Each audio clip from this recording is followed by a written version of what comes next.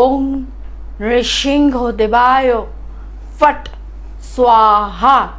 কখন বলবেন মন্ত্রটা বলবেন যখন আপনি গাড়িতে পা দিচ্ছেন। যদি নিজস্ব কোনো গাড়ি চালান, মানে ধরুন আপনার 4 হুইলার বা 2 হুইলার আছে, সকালবেলা কাজে বেরোচ্ছেন, তো সেই গাড়িটি নিয়ে বেরোচ্ছেন। আর ধরে নিলাম আপনার কোনো গাড়ি নেই, আপনি পাবলিক ট্রান্সপোর্টে যাতায়াত করেন, অফিসে যাচ্ছেন, সকালবেলা বেরোচ্ছেন, বাম পা আগে দেবেন দরজার চৌকাঠের বাইরে এবং ওং নৃসিংহ দেবায় ফট স্বাহা এই মন্ত্রটি বলে বাড়ির বাইরে পা দেবেন। দেখবেন আপনার যদি কোনো অকাল কোনো রকম ঘটনা ঘটার প্রবণতা থাকে বা আপনার চার্টে থাকে, তাহলে পরে সেইটা খুব অল্পের উপর দিয়ে কেটে যাবে। নমস্কার, আমি দেবযানী কে চক্রবর্তী চলে এসেছে আবার আজকে সোমবার। আর সোমবার 7:30 মানে তো আমি, তাই না? তো আমি না সহজ জিনিসটা সহজভাবে বুঝতে ভালোবাসি বা বোঝাতে ভালোবাসি। আমরা তো নানান রকম টিভির অনুষ্ঠানে অনেক অ্যাস্ট্রোলজার, অনেক তান্ত্রিকরা এসে অনুষ্ঠান করছেন, তারা তাদের মূল্যবান বক্তব্যগুলো আমাদের সাথে শেয়ার করছে, কিন্তু কোথাও আমার মনে হয় যে আমরা সাধারণ যারা আছি তারা বুঝতে পারছি না যে কি বলছে। সমস্যা আমার এটা, সেই সমস্যা থেকে আমি মুক্তি পাবো কি করে পাবো?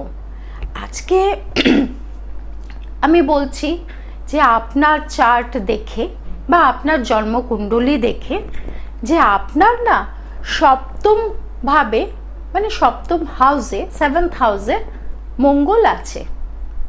আপনি কিছুক্ষণ আমার দিকে তাকিয়ে থেকে বলবেন মানে বুঝলাম না তো, মঙ্গল আছে তো কি হয়েছে? আরে ভাই, আমরা স্বামী স্ত্রী চুলোচুলি মারামারি হচ্ছে, আমাদের সামান্য সামান্য কথাতে আমাদের মানে খাওয়া থাকা একসাথে সম্ভব হয়ে উঠছে না, সেইটা কি হবে বলুন? ঠিক তাই আজকে সপ্তম ভাবে যদি আমাদের ভাবে মানে সপ্তম ঘরে যদি মঙ্গল থাকে তাহলে এরকমই একটা অবস্থা হয়। কিন্তু আমি যদি বলি আপনাকে রেমিডিটা, তখন আপনি বলবেন যে হ্যাঁ হ্যাঁ আমার এইরকমই হচ্ছে, আমার সমস্যার সমাধান চাই। সঙ্গে থাকুন, আমি ফোনটা নিয়ে নিই, তারপরে আপনাদের সাথে কথা বলছি। কে বলছেন? হ্যালো, হ্যাঁ কে বলছেন? আমি আমার মেয়ের জন্য জানতে চাইছি। সর্বাণী ঘোষ মেয়ের নাম, তার নাম বলছি। কোত্থেকে বলছেন? আমি ব্যারাকপুর থেকে বলছি। মেয়ের ডেট অফ বার্থ বলুন। মেয়ের ডেট অফ বার্থ হচ্ছে 1/11/1996। 1/11/1996। কি জানতে চান? জানতে চাই ম্যাডাম, এখন তো পড়াশোনা তো শেষ করেছে, এবার মানে বিয়ে শাদী দিতে হবে বা কেমন হবে, কি কেরিয়ার, এইটা নিয়ে একটুখানি জানা ছিল।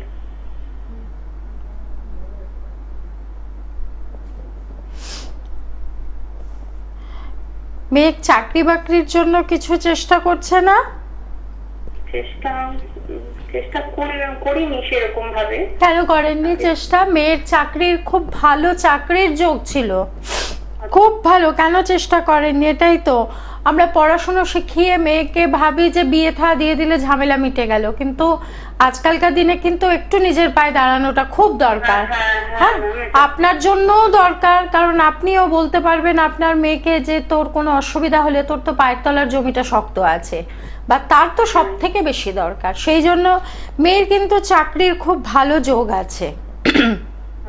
আপনি বিয়ে থার জায়গাটা, মেয়েকে একটু জেদি একটু রাগী, হ্যাঁ মানে এমনি খুব ঠান্ডা, কিন্তু রেগে গেলে কোনো সময় একটু মানে রাগ হয়ে যায় এরকম আর কি, হঠাৎ করে আর কি। হ্যাঁ, রেগে গেলে খুব ঠান্ডা, মানে 10টা কথা বললে একটা কথা বলবে না এরকম। হ্যাঁ, সাধারণত খুব রাগী লোকেরা এরকমই হয়, 10টা কথার একটা উত্তর দেয় না, কিন্তু যখন রেগে যায় তখন ভয়ঙ্কর রেগে যায়।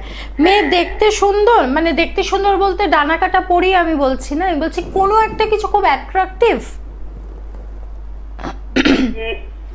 অ্যাট্রাকটিভ বলতে এমনি মোটামুটি যেরকম দেখতে হয়, লম্বা টম্বা, দেখতে ভালো। আপনার মেয়ের মধ্যে যেটা আমি বলছি, হয়তো আমি বুঝিয়ে বলতে পারিনি, সেই জন্য আপনি বুঝতে পারেন।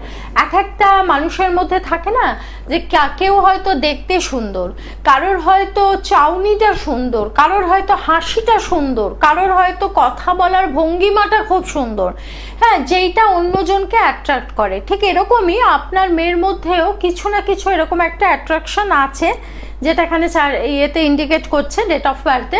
আমি তো মা সবসময় দেখি, আমি অত বুঝতে পারি না। হ্যাঁ সেটাই, কিন্তু তবু আপনার মেয়ের মধ্যে কিছু একটা অ্যাট্রাকশন আছে। যদি মনে করেন যে আপনার মেয়ের চাকরির জায়গাটা দেখুন, বিবাহিত জীবনের জায়গাটাতে একটু ওঠাপড়া থাকবে, মানে মানে ভীষণ একটা মিসআন্ডারস্ট্যান্ড, হ্যাঁ। তো সেই জন্য চার্টটা ভালোভাবে কোনো ভালো অ্যাস্ট্রোলজারকে, আমি প্রত্যেক সপ্তাহে এক কথা বলি, শিক্ষিত অ্যাস্ট্রোলজারকে, তার সাথে যোগাযোগ করে দেখে নেবেন। ভালো থাকবেন, সুস্থ থাকবেন। আজকে আমি একটা খুব সুন্দর বিষয় নিয়ে আলোচনা করব বলে এসেছি, যেটা হচ্ছে তন্ত্রা কথাটা বললে পরে আমরা সবাই খুব ভয় পাই। বাবা তান্ত্রিক কত কিছু না কত কিছু করে দেবে আমাকে। তন্ত্র কথাটা বললে পরে আমাদের চোখের সামনে চোখ বন্ধ করে যেটা আসে সেটা হচ্ছে লাল বস্ত্র পরা, কপালে বিশাল একটা তিলক টানা, গলার মধ্যে প্রচুর হার থাকে, এই সব জিনিসগুলো তন্ত্র বললে আসে। কিন্তু তন্ত্র মানে কিন্তু সেটা না। তন্ত্র মানে হচ্ছে গুপ্তবিদ্যা। আপনারা যারা আজকে আমার এই অনুষ্ঠানটা দেখছেন বা পরেও যারা দেখবেন, তাদেরকে বলছি যে তন্ত্র নিয়ে কোনোদিন ভয় পাবেন না। আর অনেকে আছে যারা বলেন তন্ত্র কাজ করে না, এটা কিন্তু ভুল কথা। তন্ত্র কিন্তু মারাত্মকভাবে কাজ করে, যদি ঠিকভাবে তন্ত্রের প্রয়োগটা করা যায়, তবে কিন্তু সত্যিই তন্ত্র কিভাবে কাজ করবে, আপনি চোখের পাতা ফেলার আগে তন্ত্র কাজ করে বেরিয়ে চলে যাবে। যেমন বলছি, আমাদের আগেকার দিনে মুনি ঋষিরা তারা কিন্তু কোনো পাথর পরে কিন্তু রেমেডি করতেন না। তারা কিন্তু এই তন্ত্র মতে, তন্ত্র একটা এমন শব্দ যে আমার বডিটা বাইরের কোনো রকম কিছু অসুবিধা থেকে প্রোটেক্ট করবে আমাকে। তো সেইটাই হচ্ছে আমাকে তন্ত্র দিয়ে আমাকে প্রোটেকশনটা নিতে হবে। সেটা কিন্তু এখনো হয়, সেটা জায়গা বিশেষে কে করছে তার উপরে নির্ভর করছে।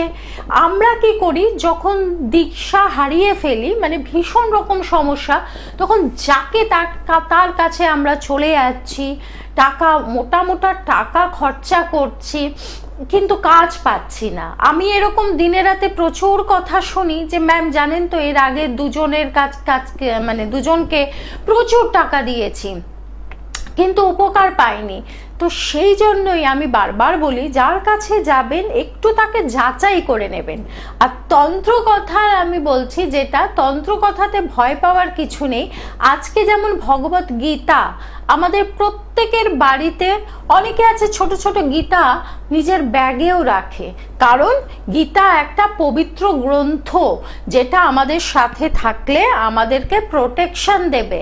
সেম থিং হচ্ছে তন্ত্র। আজকে যদি তন্ত্র সার বলে একটি বই আছে আমরা পড়ি, তাতে খালি মন্ত্র দেওয়া আছে, শুধু মন্ত্র এবং মন্ত্রের মানে এবং সেই মন্ত্র কোথায় কখন প্রয়োগ করব আমরা। আজকে আমরা যদি দেবী পুরাণ পড়ি, গণেশ পুরাণ পড়ি, দেবী সূক্ত পড়ি, ইত্যাদি ইত্যাদি বইগুলো পড়ি, তাহলে সেখানেও কিন্তু একই আছে। যেরকম শ্রী শ্রী চণ্ডী, যেমন শ্রী শ্রী চণ্ডীতে অনেক রকম মন্ত্র আছে, অনেক রকম মন্ত্র, তার মধ্যে একটি মন্ত্র আছে যেটা বশীকরণের কাজ করে।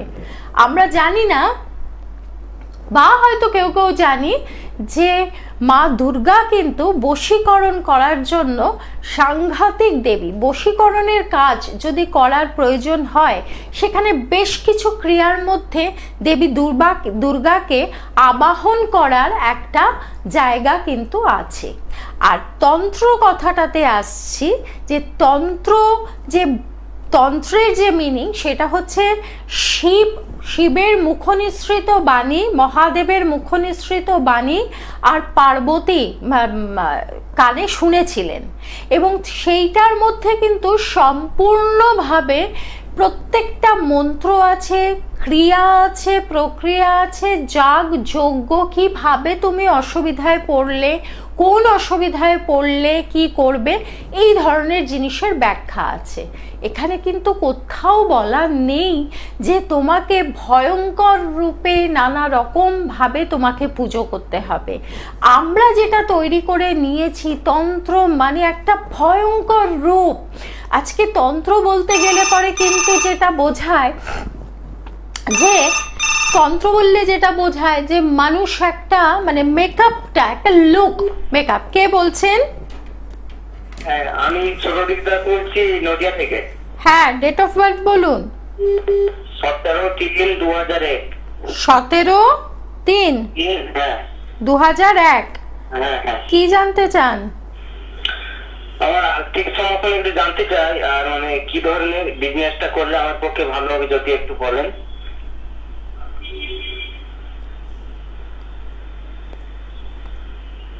কি ধরনের ব্যবসা করলে বিজনেস ভালো হবে? শুধু জেনে হবে? আপনি ফোনে জেনে নিলেন, জেনে হবে?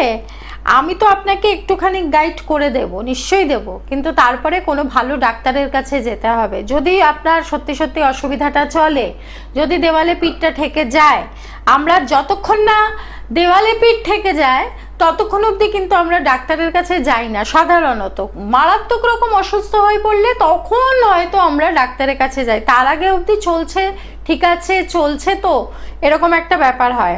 আপনি কি করেন? আমি এখন একটা টেকনিক্যাল লাইনে কাজ করি। ভীষণ স্ট্রাগল, হ্যাঁ খুব স্ট্রাগল, যাই করতে যাচ্ছেন তাতেই বাধা। এটা কি হচ্ছে? বাধা হচ্ছে, বাধাকে মানে কাটিয়ে যেতে হচ্ছে আমাকে। হ্যাঁ, বাধা তো কাটাতেই হবে, আর না কাটালে খাটে বসে থাক, গালে হাত দিয়ে ভাবতে হবে। বাধাকে অবশ্যই ওভারকাম, যে বাধাকে ওভারকাম করতে পারবে, বিপদ বাধা বিপত্তি এগুলোকে কাটিয়ে যেতে পারবে, সেই এগোতে পারবে। আদারওয়াইজ যদি কেউ গালে হাত দিয়ে বসে ভাবে আমার কি হবে, তাহলে সারা জীবন গালে হাত দিয়ে বসেই ভাবতে হবে। আপনি যাই ব্যবসা মানে আপনি ব্যবসা করুন, এবং ব্যবসা করবেন লোহার জিনিসের ব্যবসা করুন, মানে কালো জিনিস আর আয়রন ব্যবসা করুন, দেখবেন আপনার ব্যবসা কিন্তু ভালো যাবে, ভালো থাকবেন, সুস্থ থাকবেন। এবার আসছি যেটা আমি নিয়ে বলছিলাম, যে আমরা তন্ত্রের এই যে ব্যাপারগুলো, আজকে যদি খুব বাজে জিনিস হতো তন্ত্র, তাহলে মহাদেবের মুখ থেকে কিন্তু বেরোতো না। এবং এই যে আমরা তন্ত্রের সময় লাল বস্ত্র পরি কেন, আমরা দেখবে রামকৃষ্ণ দেব কিন্তু অনেক বড় তান্ত্রিক ছিলেন, কিন্তু ওনার পুজোর মধ্যে কিন্তু কোথাও বিশাল কোনো মন্ত্র যাগ যজ্ঞ কিচ্ছু দেখা যায়নি। লাল বস্ত্র পরে উনি হোম করছেন এরকম ছবি কিন্তু খুব বিরল, দেখা যায়নি, আমি অন্তত এখনো দেখিনি। কেউ যদি দেখে থাকেন আমাকে শেয়ার করবেন। যেটা হচ্ছে উনি একটি বিশেষ মুদ্রা ব্যবহার করতেন এবং উনি ভাবে লীন হয়ে যেতেন। মাকে ডাকো, মাকে কোনখান থেকে ডাকবে? এখান থেকে ডাকবে, নিজের মাথা থেকে ডাকবে, মস্তিষ্ক থেকে, মন থেকে ডাকবে। সেই মা কিন্তু অবশ্যই অবশ্যই তোমাকে সাড়া দেবে, কারণ ঈশ্বর কিন্তু আমাদের কাছে, ভক্তের কাছে, ভগবান কিন্তু ভক্তের কাছে 10 পা এগিয়ে থাকে। হ্যাঁ, ভক্তকে 2 পা এগোতে হয়, মাত্র 2 পা এগোতে হয়, তাহলেই কিন্তু ভগবান সাড়া দেয়। কিন্তু আমরা কিন্তু সেটা বিশ্বাস করি না। আমরা ভাবি ভগবান অনেক দূরে আছে, তাকে ডাকবো সেই সাড়া দেবে, কোয়াইট ইম্পসিবল, এটা তো অসম্ভব ব্যাপার, একদমই না। ভগবান আমাদের অনেক কাছে, দেখা গেলে হয়তো দেখা যাবে যে সে খালি একটা ডাকের জন্য অপেক্ষা করছে, কি সে আমার কাছেই আছে, আমি তাকে দেখতে পাচ্ছি না বা আমি তাকে শুনতে পাচ্ছি না, কিন্তু সে আমার খুব কাছেই আছে। আমার ঘাটতিটা কোথায়? ডাকাতে। আর সব থেকে সমস্যা হয় যেটা, যে আমরা যখন বিপদে পড়ি তখনই কিন্তু আমরা মা বাঁচিয়ে দাও, মা আমার ছেলের বিয়ে দিয়ে দাও, আমার ছেলের চাকরি করে দাও, আমার মেয়েটার একটা চাকরি করে দাও, আমার স্বামীর একটা করে দাও, আমার একটা বাড়ি করে দাও, খালি দাও দাও দাও দাও। কিন্তু কোনো মন্দিরে গিয়ে আমরা কখনো বলেছি মা তুমি কেমন আছো বা তুমি ভালো থেকো? আমরা কিন্তু এই কথাটা হয়তো অনেকে বলেন, হ্যাঁ, কিন্তু বেশিরভাগই না বলতেই শোনা যায়। তো এই যে ঘাটতিটা আবার সঙ্গে থাকো, বলতে থাকবো। কে বলছেন? হ্যালো, নমস্কার গুরুমা। নমস্কার, কে বলছেন? আমি রায়গঞ্জ থেকে বলছি, আমার ছেলের সম্বন্ধে জানবো। ডেট অফ বার্থ বলুন। 10/1/2002। 10/1/2002। 10/1/2002। হ্যাঁ। আমার অনুষ্ঠান কি দেখা হয়? চেনেন আমাকে? না না গুরুমা, আমি যেটা দেখি না, আমি আজকে প্রথম। আচ্ছা আচ্ছা, দেখতে পেলাম, খুব খুশি হলাম এই সত্যি কথাটা বলার জন্য। ছেলে দেখতে সুন্দর? হ্যাঁ হ্যাঁ। ছেলে খুব পারফিউম ইউজ করে? ছেলে খুব সেন্ট, পারফিউম এই ধরনের জিনিস ব্যবহার করতে ভালোবাসে? না না না না, বাসে না। আচ্ছা, ছেলে অত্যন্ত চিন্তা, মানে কি বলবো, টেনশন, খুব অল্প অল্প জিনিসে খুব টেনশন করে ছেলে। হ্যাঁ, ছেলের ঘুম ভালো হয়? হ্যাঁ, ঘুম ভালো হয়। একটু জিজ্ঞেস করবেন, ছেলে তো মা আর ছেলে, যেমন মা আর মেয়ের মধ্যে একটা খুব ক্লোজ রিলেশন থাকে, ছেলে একটু বড় হয়ে গেলে পরে অনেক কিছুই লুকিয়ে যায়। আপনি ছেলেকে জিজ্ঞেস করবেন, ছেলে একটু চাপা প্রকৃতির, একটু চাপা, এ কিন্তু টেনশন করবে।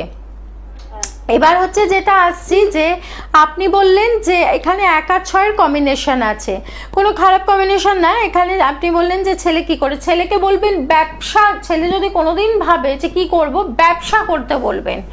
এবং কি ধরনের জিনিসের ব্যবসা করবে, ছেলে ব্যবসা করলে পরে যেটা করবে সেটা হচ্ছে ফ্যান্সি জিনিস, হ্যাঁ, বা ফ্যান্সি প্রোডাক্ট, যেমন কসমেটিক্স করতে পারে, হ্যাঁ, বা পারফিউমের করতে পারে, শাড়ির করতে পারে, এই ধরনের জিনিস যত, বা গয়না করতে পারে, জুয়েলারি করতে পারে। খুব ভালো ব্যবসা হবে ছেলের। যাই হোক, ভালো থাকবেন, সঙ্গে থাকবেন।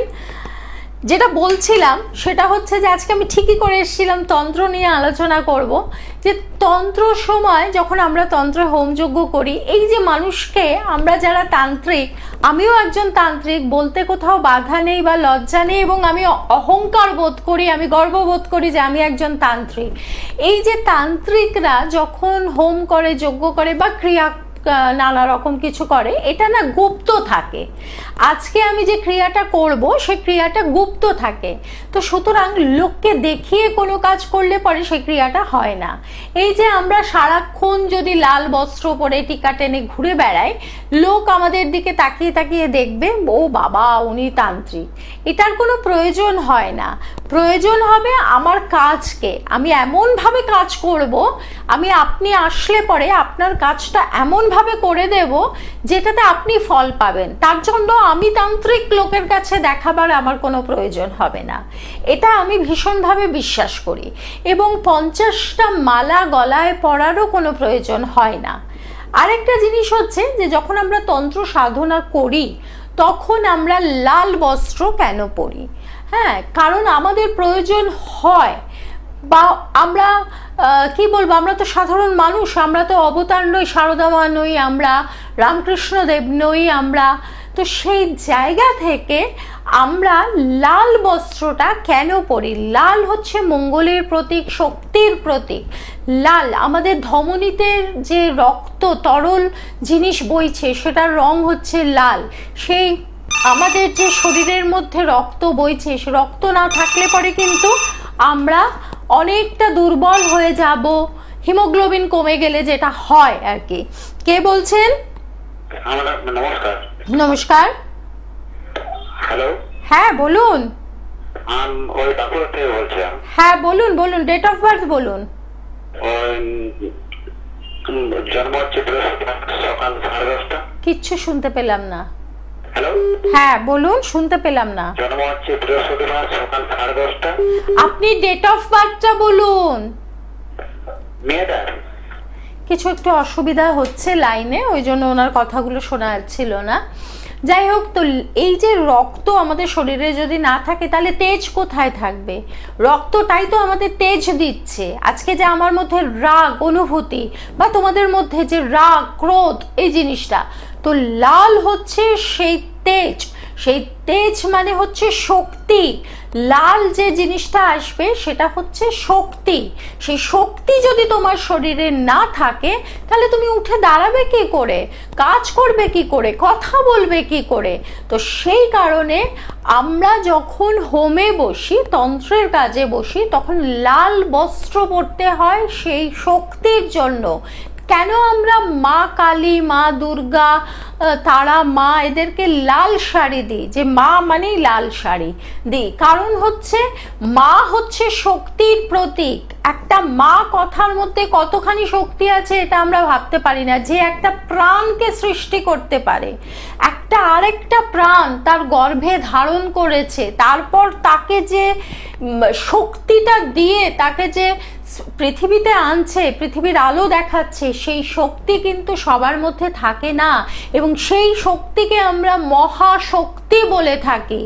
এই শক্তির যদি কোনো রকম ভাবে কারোর সাথে তুলনা হয় না, তো সেই শক্তিটা কিন্তু আমরা, শক্তির জন্যই কিন্তু আমরা মাকে লাল দিয়ে থাকি। হ্যাঁ, কে বলছেন? হ্যালো, হ্যাঁ, কে বলছেন? বলছি আমি নওগাঁ থেকে বলছি। ডেট অফ মঙ্গলকোট থানা থেকে। ডেট অফ বার্থ বলুন। শেখ আফজাল আমার ছেলের নাম। আপনি ডেট অফ বার্থ বলুন। 21/11/93। 21/11/93। হ্যাঁ, শুক্রবার। ওগুলো লাগবে না। কি জানতে চান? হ্যাঁ, কি জানতে চান? জানতে চাই আমার ছেলের জন্য যে কি। আমার অনুষ্ঠান দেখা হয়? হ্যাঁ, দেখি। ওই দিকে ফোনটা করা পাই, ফোনে লাইন পায় না। আজকেও তো ফোনটা করেছেন শেষ মুহূর্তে। হ্যাঁ, বলুন বলুন। হ্যাঁ, অনেকক্ষণ হয়েছে। তাই? হ্যাঁ, ছেলের যেটা আসছে, ছেলের প্রচুর পরিমাণে কিন্তু গুপ্ত শত্রু আছে। এই গুপ্ত শত্রু থেকে যদি না ঠিক করান তাহলে পরে ছেলের কিন্তু ভবিষ্যতে খুব সমস্যা আছে। বলে রাখছি, শেষ মুহূর্তে ফোনটা এসছে, পুরোটা আমি বলতে পারলাম না। যাই হোক, তবু যদি সঙ্গে থাকেন তাহলে বলে দিচ্ছি, ছেলের প্রবল গুপ্ত শত্রু আছে। গুপ্ত শত্রু যতক্ষণ না নিধন হচ্ছে ততক্ষণ অবধি কিন্তু আমরা কোনো ভালো কাজ করতে পারি না। কারণ লোকের দৃষ্টিটা বড্ড বাজে, কেউ বাজে দৃষ্টি নিয়ে তাকায়, কেউ ভালো দৃষ্টি নিয়ে তাকায়। তবে আজকালকার দিনে কিন্তু ভালো দৃষ্টি নেই বলতে গেলে, কারোর ভালো শুনলে পরে আমাদের ভেতরটা জ্বলে ওঠে। তো সেই জায়গাটাকেই আমরা নেগেটিভ এনার্জি বলে থাকি। তো এই জায়গাগুলো ঠিক না করলে পরে কিন্তু এই যে গুপ্ত শত্রুর জায়গা যতক্ষণ না ঠিক করবেন ততক্ষণ অবধি কিন্তু কেউ কোনোদিন, যারই গুপ্ত শত্রু আছে, যার, সেটা XYZ যে কেউ হতে পারে। এখানে যে চারটা আমার লাস্টে আসলো সেই চারটা নিয়েই আমি আলোচনা করছি। এখানে যে ছেলেটি আছে, সেই ছেলেটি এত পরিমাণে গুপ্ত শত্রুর প্রভাব আছে যে ভালো কিছু করতে পারে না। সঙ্গে থাকবেন, ভালো থাকবেন।